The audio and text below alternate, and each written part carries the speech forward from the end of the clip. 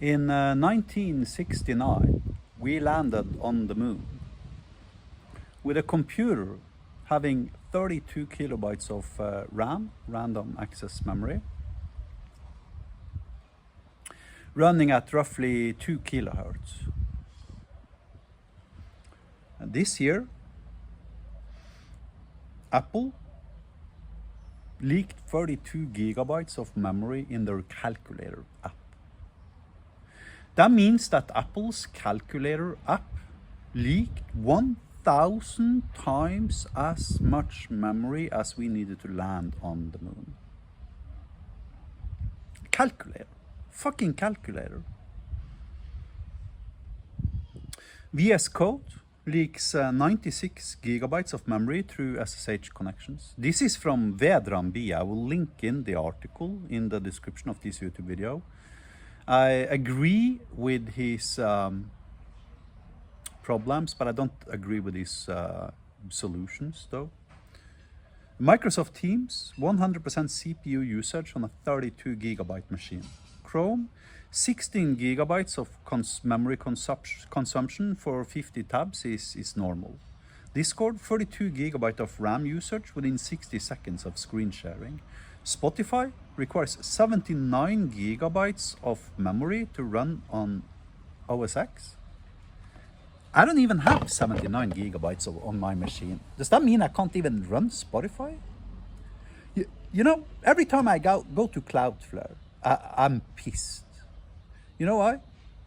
Because it takes me fucking 2 minutes to clear my cache. So when I'm debugging something, and I need to clear my cache because I'm having CDN on, you know, JavaScript files and static files and stuff like that, then I need to explicitly invalidate the cache. And Cloudflare's website takes 2 minutes to come into, because it takes like 1 minute to load their website, and then it takes like half a minute to load the reCAPTCHA crap, right?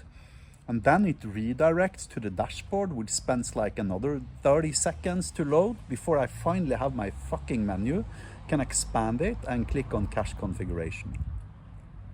Takes me 2 to 3 minutes to flush my CDN cache. In theory, it should not require more than 1 second, literally. I mean, if I had a terminal API, I could click the up arrow in the terminal and click carriage return, done.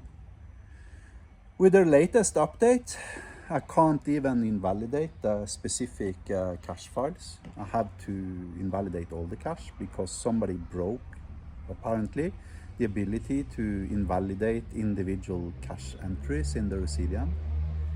This is $1 trillion company. Cloudflare serves 60% of the internet, right?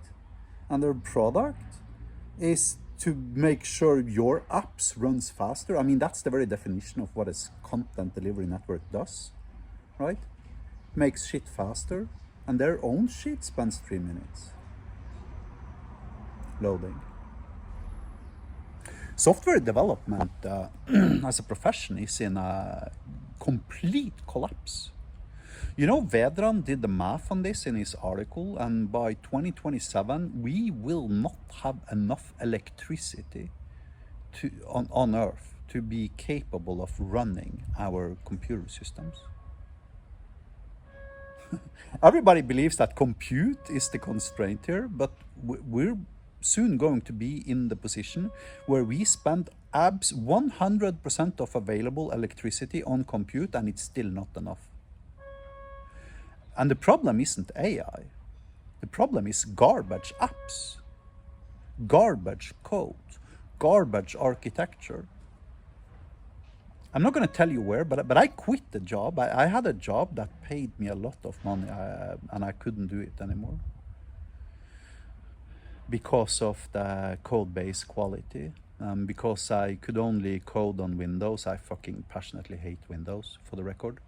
And in addition, my Windows machine was old, and you know, we had to use Teams to communicate. And in addition, every single time I clicked F5 in, you know, VS Code to start the debugger, would take 5 minutes for the app to load. When the app finally had loaded, and let's say I wanted to refresh the login page or something, 2 minutes before the page even loads. And this is an enterprise application that's currently being used by Fortune 500 companies for, like, you know, extremely important infrastructure workflows and stuff like that. I wish I could tell you that was the only app, but I've been working as an enterprise software developer for 27 years. I have literally never worked in a company that does not have these problems, meaning that these problems are consistently present in every single professional job I have ever had as an enterprise software developer. And we're talking about, you know, 100+ companies I've been working as a consultant. Right, so I've been hired to maintain other people's code and stuff like that, and look at it and analyze it, improve it, you know, stuff like that. 100% of all the code I have seen in my professional life, besides my own code, suffers from these same problems. Leaking memory, who gives a shit? We've got so much RAM. Dude, they landed on the moon with fucking 32K. You can't even write a hello world application today on 32K. I remember back when I was 8 years, I had an Amstrad CPC 464, 64 kilobytes of memory. I'd create platforms and ladder games on that in basic and interpreted language. And I didn't need more than 32K of RAM, and I don't know what the Amstrad had, 100 kilohertz or something, 50 maybe. Today we have computers with, you know, 4 gigahertz of, like, you know, CPUs and fucking 100 gigs of memory and shit like that. And we still can't create platform and ladder games because we're running out of memory.